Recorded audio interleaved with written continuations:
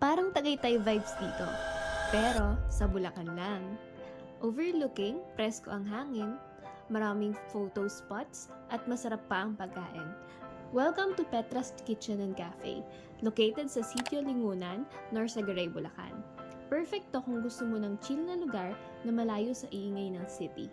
Ang payapa ng vibes dito, tahimik, hindi matao, at damang-damang mo yung simoy na hangin. Preskong-presko lalo na kung hapon ka pupunta. We ordered chicken inasal for lunch. Sulit siya. Hindi tinipid sa serving at juicy yung manok. Nag-add din kami ng coffee at fries. Saktong-sakto habang nagre-relax at nag-chill. Ito yung menu nila. I-pause nyo na lang kung gusto nyo basahin. Kung mahilig ka sa picture taking, marami kang pagpipilian dito. IG-worthy yung mga spots, may garden area, overlooking views, at iba't iba pang spots na pwedeng-pwede mong pagpicturan. Petra's Kitchen and Cafe is definitely a must visit. Nakapunta na ba kayo dito? Ano experience niyo?